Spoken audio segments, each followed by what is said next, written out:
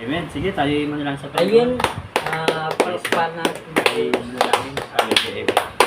Dakilang Diyos na makapangyarihan sa lahat, Panginoon, salamat po ng marami, Yes, Panginoon, Lord.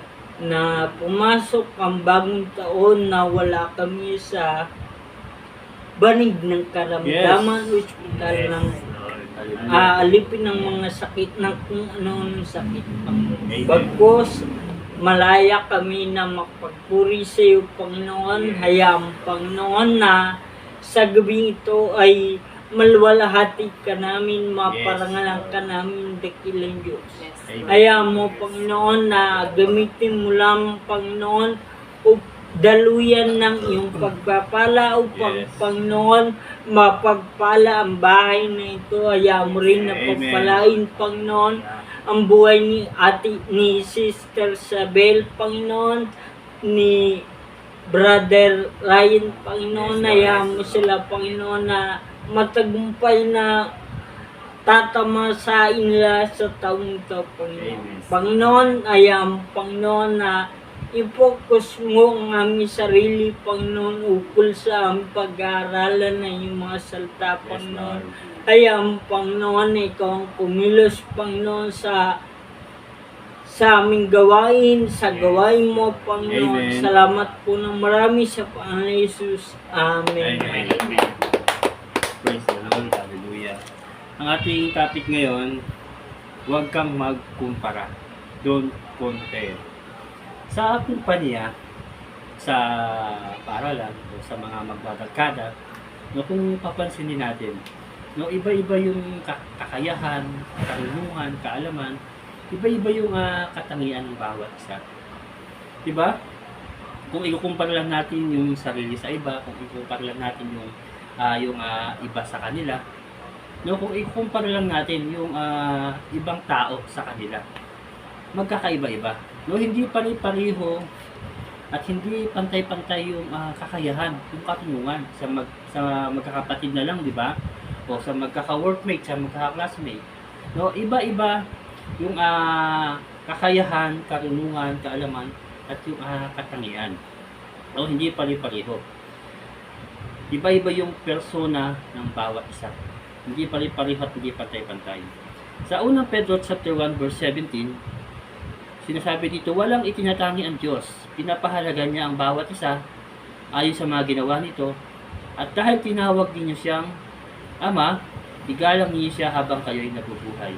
Pinamagatan ko nga itong huwag magkumpara. Nang huwag kang magkumpara. Number 1, sinabi sa unang Pedro chapter 1 verse 17, walang itinatangi ang Diyos. Amen? Kaya huwag tayong magkukumpara.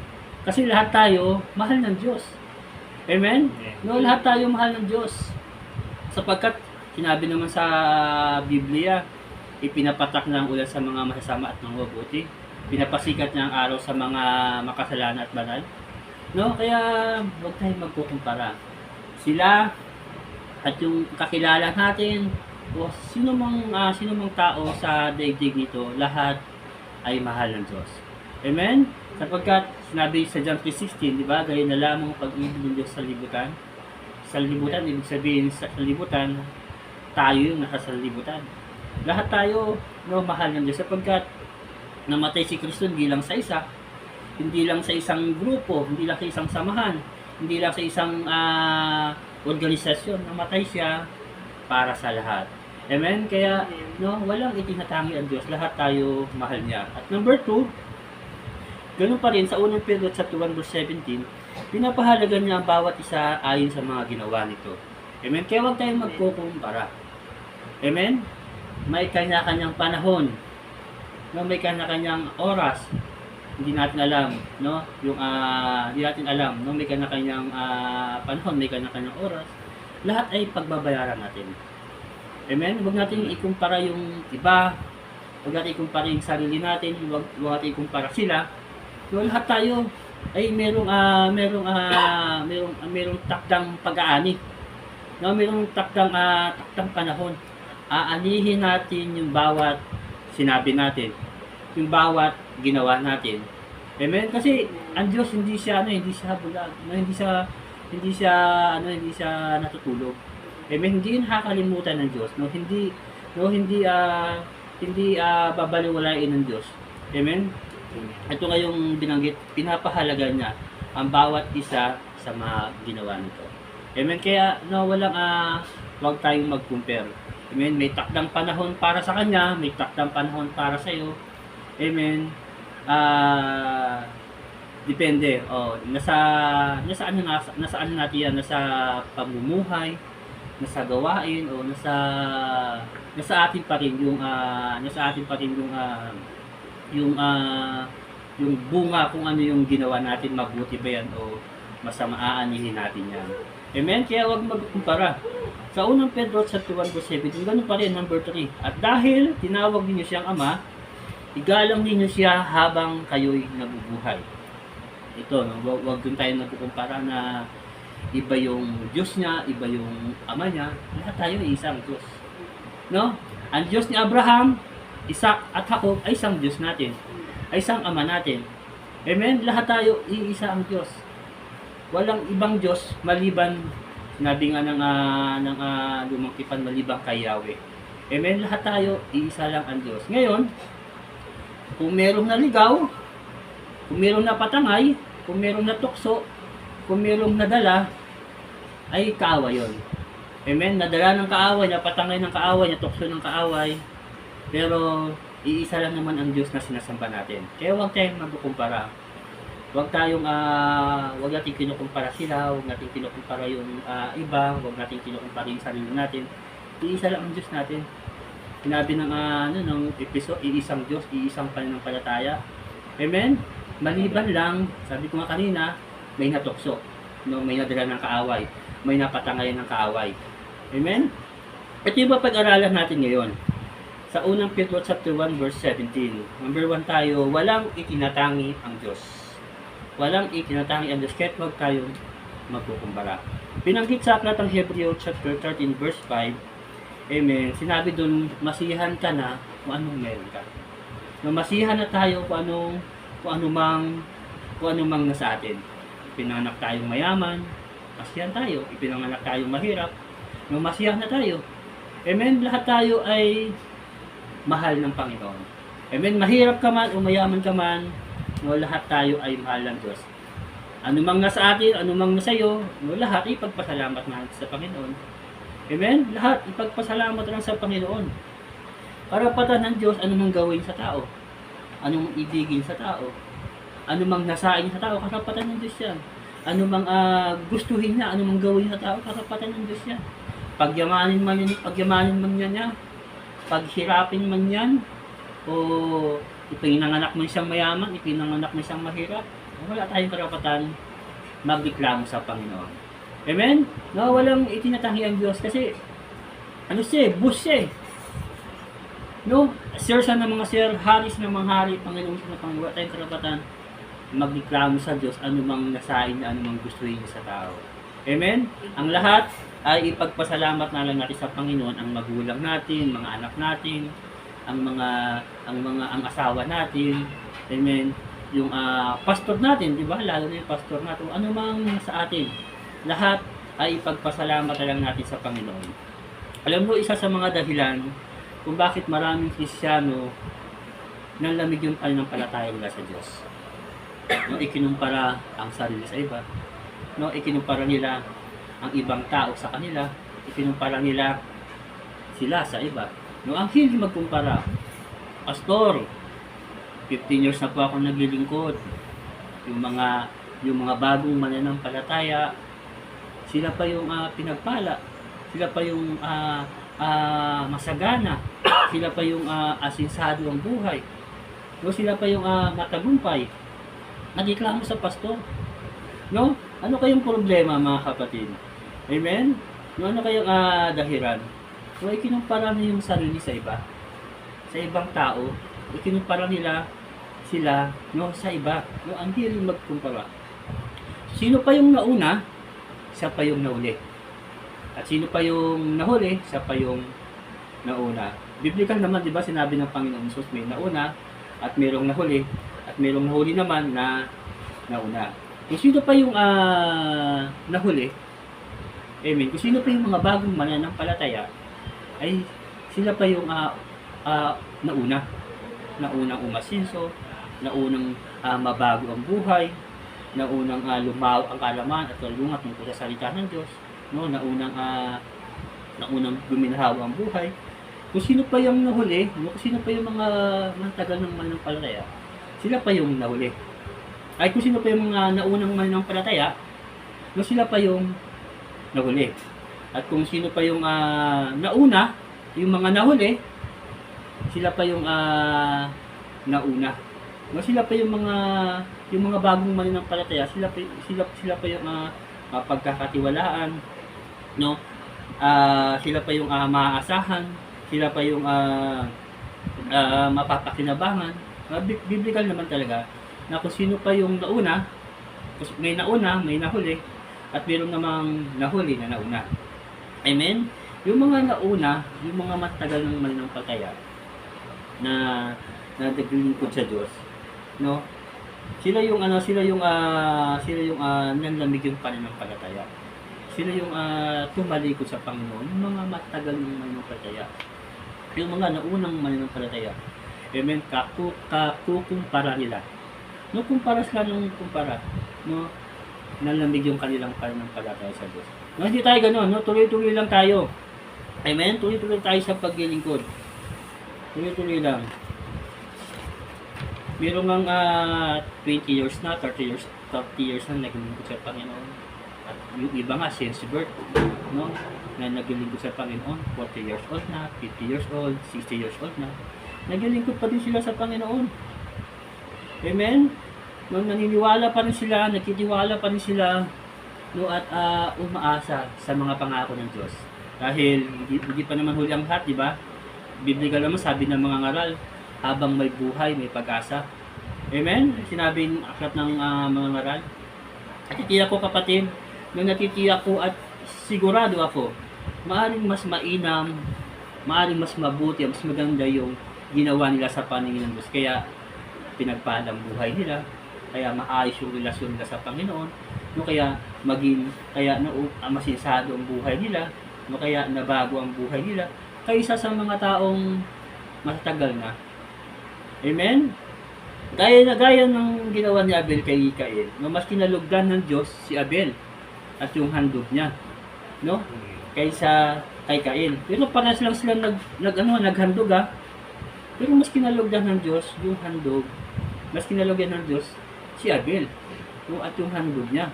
Pero parehas lang sila naglilingkod. Tayo, paras naman tayong naglilingkod. No, paras naman tayong mananampalataya ng ating Panginoon. Ito nga ang sinabi sa unang Pedro sa 1:17. Number 2 tayo. Pinapahalaga niya ang bawat isa ayon sa mga ginawa nito. Pinapahalaga niya ang bawat isa ayon sa mga ginawa nito. Sabi ko nga, paras lang tayong mananampalataya. No, paras naman tayo naglilingkod sa Panginoon. Kaya huwag tayo magkukumpara. Amen? Biblically, may nauna na nahuli. May nahuli na nauna. Kahit anong tagal natin naglilingkod sa Panginoon, kahit ang tagal natin mananampalataya. Amen. At hindi natin ginawa yung pinakamainam, pinakamaganda at pinakamabuti sa paningin ng Panginoon. Gaya ni Cain ay hindi tayo papahalagahan ng Diyos. No, gaya ni Cain ay hindi tayo kalulugdan ng Diyos. Amen. Sapagkat sinabi sa aklat ng Santiago, chapter 1, verse 25, yung taong nagpapatuloy sa pagsunod sa Panginoon ay siyang pagpapalain sa lahat. Amen. Yung taong nagpapatuloy sa pagsunod ay siyang pagpapalain. Kaysa sa mga taong nakinig ng salita ng Diyos at pagkatapos ay nakalimot na. Amen. Sino pagpapalain? Yung mga taong nagpapatuloy. Amen. Sa kabila ng mga hamon, problema, pagsubok sa buhay. No? Nagpapatuloy sila. Amen. Nagpapatuloy sa pagsunod. Sila daw yung pagpapalain sa lahat. Kaya sa mga taong nakinig ng salita ng Diyos at pagkatapos ay nakalimot na. Amen? Nalimutan na nila. Panalangin, nakalimutan na. No, hindi naman tayo ganoon. Amen? Meron tayong everyday prayer, no?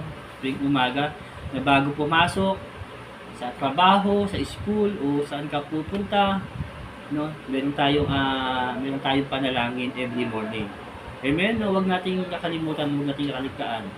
Gaya ng ginagawa ng ilan, no? Wag nating lilimutin. Nalimutan na rin din nila, no, ang magbasa at mag-aral ng Biblia.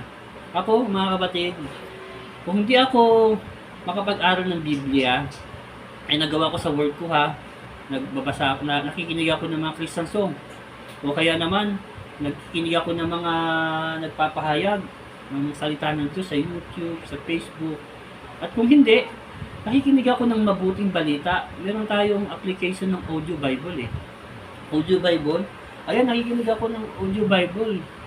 Sa Mateo, sa Lucas, ang binubuksan ko yan. Habang ako nasa Facebook, nagmumonitor, nakikinig ako ng mabuting balita. No, hindi ako dahil hindi ka talaga makapagbasa pag sa trabaho ka. Ginagawa ko ng para-paraan ay nakikinig ako. Binubuksan ko yung Audio Bible ko. Ayun, habang nagmumuti sa Facebook, nakikinig ako ng mabuting balita. No, kapatid, nasahin natin, gumawa ng paraan para hindi man tayo makapagbasa ay makapakinig tayo ng mabuting balita, no, ng salita ng Panginoon. No, wag nating lilimutin ang tulad ng ginagawa ng ilan. Amen. Ayun, nalimutan natin nila yung mga gawain. Bihira na makadalo sa church. Amen, no?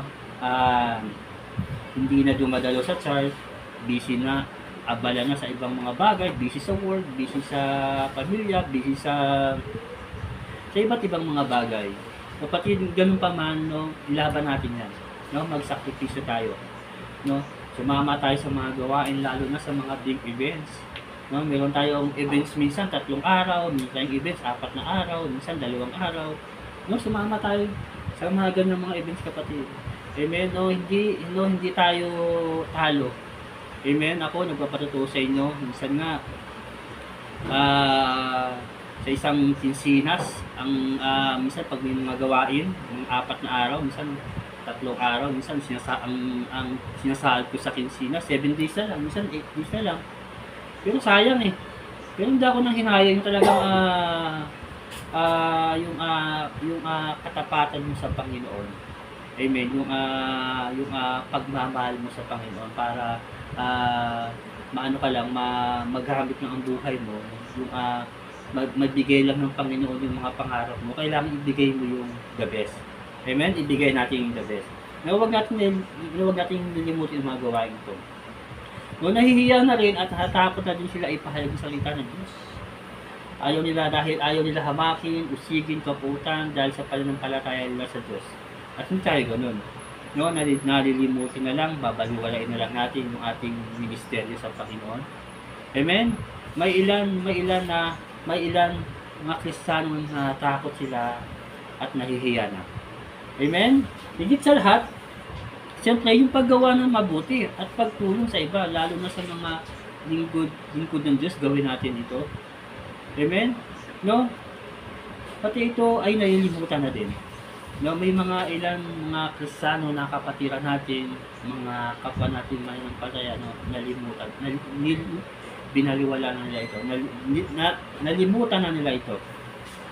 Kaya nga sabi ko kanina, kahit ang tagal na nating naglilingkod sa Panginoon, kahit ang tagal na nating mananampalataya, tinitingnan pa din ni Lord yung puso natin. Amen, nagpapagamit ba yan? Nagpapasakot ba yan? Amen, sumusunod ba yan? Maigi pa yung mga bagong mananampalataya na kakilala natin. No? Nanatili silang tapat sa paglilingkod. Nanatili sila sa kanilang pananampalataya. In 1 year, nagpapatutuo sila. In 3 years, in 5 years, in 7 years, in 10 years, nagpapatutuo sila. Amen? Nagpapatutuo sila kung paano sila binago ng Diyos. Kung paano nakatagpo nila ang Panginoon. Amen? Praise the Lord. Ang pinapahalaga ng Diyos, mga kapatid, yung pinapahalaga niya, yung ginawa mo. Maganda ba yan? Mabuti ba yan? No? Yung pinapahalaga ng Diyos, yung ginawa natin, kung mainam ba yan? Amen? Kaya isa sa mga matatagal ng mananampalataya, ay sila pa yung katitisuran ng mga bagong mananampalataya. Amen? Sa halip na maging kalakasan ng iba, ay sila pa yung kahinaan ng mga bagong mananampalataya. Amen? At hindi tayo ganun, mga kapatid. Amen? Kaya nga, kung sino yung mananatiling tapat hanggang wakas, ay sa iyo magtatagumpay. Amen? Sa iyong giginhawa ang buhay.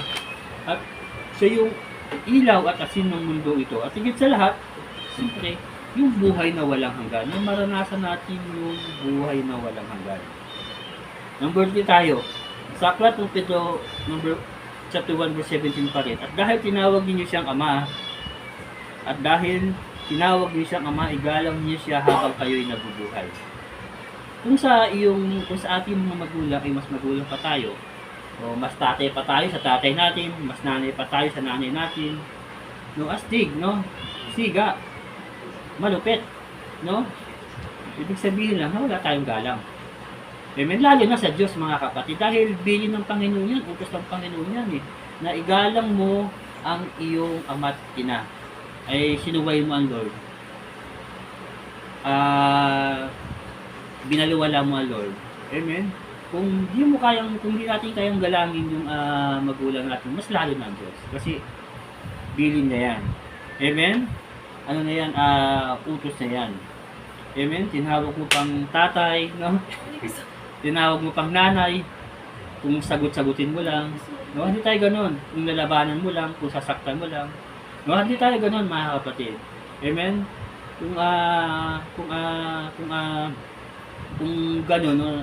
Kung ganun ang ating kung ganun yung ating kaugalian, no, ay sa paningin ng Panginoon, hindi yan mainam, hindi yan mabuti, no, hindi yan maganda. Amen. Amen. Dahil bilin ng Panginoon, igalang mo ang iyong ama't ina, ay kung susuway natin ang Panginoon, ibig sabihin lang na wala tayong paggalang. Amen. Kaya nga wala tayong karapatan tumawag sa Diyos, Ama ko, Ama, o Diyos Ama. Kung di tayo marunong sumunod at magpakumbaba. Amen. Kung di tayo marunong gumalang sa magulang natin, lalo na sa Diyos. Amen. Hindi tayong marunong sumunod at magpakumbaba. Kung ganon, wala tayong paggalang sa Panginoon. Amen. Si Jesus, nung siya'y narito sa lupa, no, naging tao, naging masunuri siya at nagpakumbaba sa Panginoon. Amen? Ipinanganak siya tulad din natin, no, tulad nating karaniwang tao. No, alipin siya. Kaya huwag tayong magkukumpara. Amen? Ang ating Panginoong Jesus nga. Amen? Hindi na ikinumpara yung kanyang sarili kahit sa Diyos. No, hindi na ikinumpara yung sarili niya sa iba. Hindi ikinumpara yung silas sa iba ay sa kanya. No, ang iba sa kanya, hindi kinumpara. Nagmalaki ba si Jesus? O itinasa ba yung sarili niya? Amen? Nagyabang ba si Jesus sa atin? Amen? No, hindi niya ikinumpara ang sarili. Amen? Kahit sa Diyos. Amen? Sa halip ay pinaglingkuran niya tayo. No, naglingkod si Jesus sa atin. Marami siyang pinagaling ng mga karamdaman. Amen? Marami siyang binago ang buhay. Marami siyang naging mga mananampalataya. Marami siyang yung patay, binuhay na. No, maraming ginawa ang Diyos nung siya'y narito sa lupa. No, naglingkod siya sa atin. Amen? Nagpakumbaba nga siya, mga kapatid. Na kahit siya'y hamakin ng mga tao, usigin ng mga tao, amen, pagtawanan ng mga tao, kapasin, paluin, sugatan, amen, ipako sa krus, nagpakumbaba siya. Amen, dahilan lang ay ang pagsipid niya sa kalooban ng Diyos. Kaya siya ginagano ng mga taong nauna sa atin. Amen. Nakita ba natin o narinig ba natin nagreklamo si Jesus o nagtayo lang si Jesus sa atin? Hindi, di ba? Wala. Sumunod siya sa Diyos hanggang kamatayan. Hindi na ikinumpara yung sarili sa iba. Kahit sa Diyos, alang-alang sa atin. Hindi sa nainggit, mga kapatid. Hindi na ikinumpara yung sarili sa iba. Mabuti pa sila, ipinanganak na mayaman. Masarap ang buhay, maganda ang buhay. Asinsado ang buhay, no, hindi siya nainggit mga kapatid. Kahit siya'y Diyos, no, kahit siya'y anak ng Diyos. No, hindi na ikinumpara yung sarili, mabuti pa sila, nabibili yung mga luho nila, walang problema sa pera, nakatira sa magandang bahay, no, magagaring damit, magagaring sasakyan, saan pupunta, saan nagbabakasyon. No, hindi siya nainggit mga kapatid. No, kahit siya Diyos, kahit siya anak ng Diyos, hindi siya nagreklamo, nagdahilan sa Panginoon. Hindi na ikinumpara ang sarili sa iba. Mabuti pa sila, magandang trabaho, magandang trabaho, may posisyon, amen, itinataas, ikinikilala, iginagalang ng mga tao. No, hindi na ikinumpara yung sarili sa iba na kahit siya'y Diyos. Amen? Tulad natin si Jesus ay mamuhay tulad din natin pangkaraniwang tao. Hindi na inireklamo, hindi na ikinumpara yung sarili sa iba. Kaya nga kahit ang tagal na nating mananampalataya, o kahit yung bagong mananampalataya lang ha, na naglilingkod sa Panginoon, amen, kung ikukumpara lang natin ang sarili sa iba, amen, napapanghinaan tayo. Napapanghinaan yung loob natin. Kahit bago, manatagal ng mananampalataya. Kung mahilig tayong magkumpara, kung mahilig tayong mag-compare sa iba, sa kanila, sila, no, ikukumpara natin sa sarili natin. Amen, papanghinaan tayo ng loob. Amen? No? Bakit siya meron, ako wala? Bakit siya tinawag, ako hindi? Bakit siya paborito, ako hindi? No, bakit siya laging tinatawag ni pastor, ako hindi? No, bakit siya laging kasama ni pastor, ako hindi? Inggit na. Kasi ikinukumpara mo na yung sarili sa iba. No, kinukumpara mo na sila sa iyo. Amen? Parehas lang naman kami naglilingkod. Mas mahusay pa nga ako, mas magaling pa nga ako. Mas kapakinabangan pa nga ako, mas masipag pa nga ako diyan. No, mas mahusay pa nga ako diyan.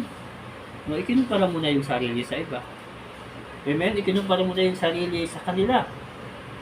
Amen? Sabi nga ng Galatians chapter 6 verse 4, amen, sinasabi dito na kung mabuti ang ginawa mo, magalak ka at huwag mo namang ihambing iyan sa ginawa ng iba. Kung mabuti ang ginawa mo, magalak ka, ibang salin, magsaya ka. At huwag mo namang iyan ihambing sa ginawa ng iba. Kapatid, ba panghinaan ka talaga nito? Kumpara ka ng kumpara. Kasi mabuti naman eh. Masipag ka sa church, napapakinabangan ka sa pastor, mahusay ka, magaling ka. No, mabuti naman yan, tuloy-tuloy lang. Kasi ang sabi ng Santiago, nagpapatuloy sa pagsunod ay siya pagpapalain. No, tuloy-tuloy lang. Ang problema, huwag mo namang iyan ihambing sa ginawa ng iba. Huwag mo namang ikumpara iyan sa ginawa ng iba. Amen? Hallelujah. No, wag nating hindi dahil magaling tayo, mahusay tayo, masipag tayo, napapakinabangan tayo sa church. Amen. Nakita lang natin kasama lagi ni pastor, no, nakita lang natin paborito ni pastor, napansin lang natin lagi sa tinatawag ni pastor, no? Nainggit na. At hindi tayo ganoon mga kapatid. Amen? Hindi tayo ganoon. Kung ganyan, rebelde ka na sa pastor. No, rebelde na tayo sa pastor kung ganoon. Amen? Ano ka na, tawag doon, reklamador ka na. No, hanggang sa yung pastor natin nga, minamarites na. No, sinisiraan na, inuusig na. Hanggang sa marami ng dahilan sa pastor. Pastor, busy ako. Pastor, may outing kami. Pastor, masama ang pakiramdam ko. No, marami ng dahilan hanggang hindi na makadalo sa church. Parang bula, parang usok, naglaho na, wala na. Hindi na makita sa church. Amen? At hindi tayo ganun kapatid. Iyan yung sintomas, kapatid, ng mahilig magkumpara. Amen? Kaya, huwag tayong magkumpara. Yan yung magiging bunga, no? Yan yung magiging sintomas. Kumpara tayo ng kumpara. Amen? Isang araw ay para tayong bula at pusok, no? Mawawala na lang sa gawain ng Panginoon. Amen? Walang ibinubungang kabutihan. No? Hindi tayo ganun kapatid.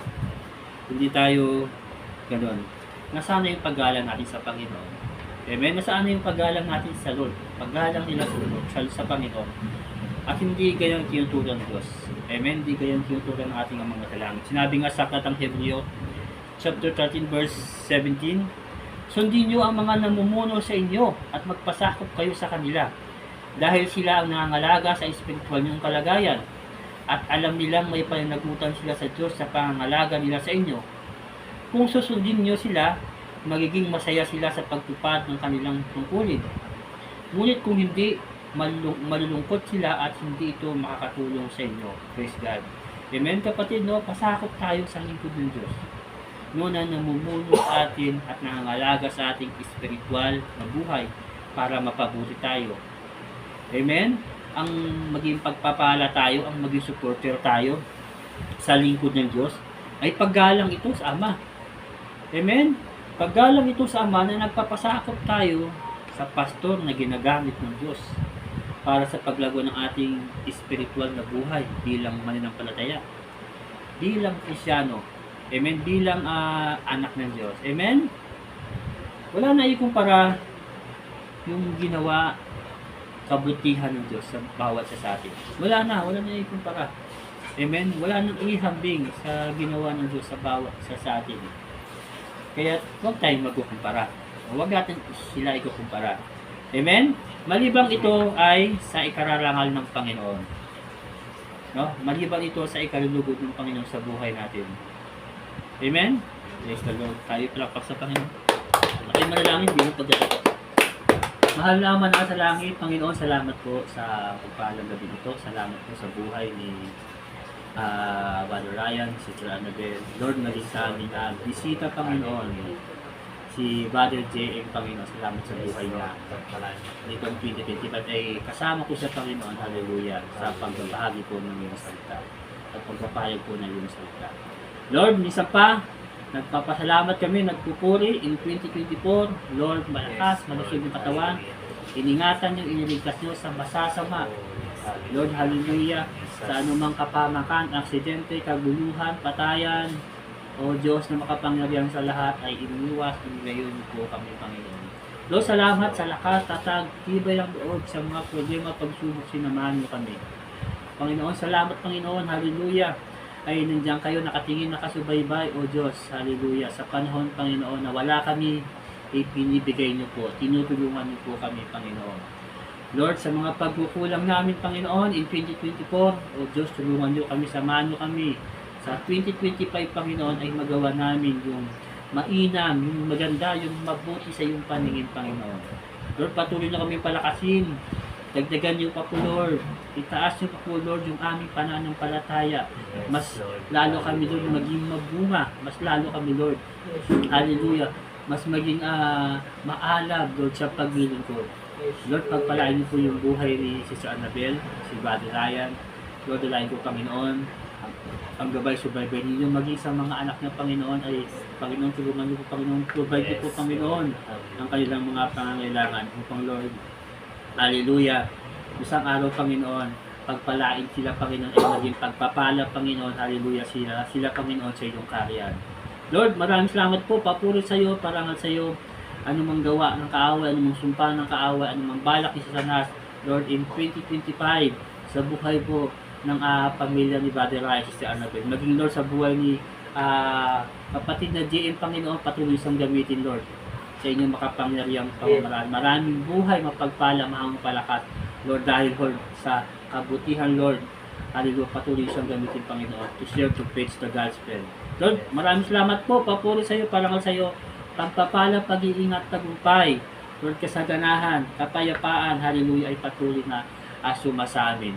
Muriin ka, luwalatiin ka, Panginoon, sa inyo lamang pinakamataas na papuot, parangal sa pangalan na Jesus. Ang lahat ay magsabi ng Amen. Amen. Amen. Oh, hallelujah. God Praise bless. God.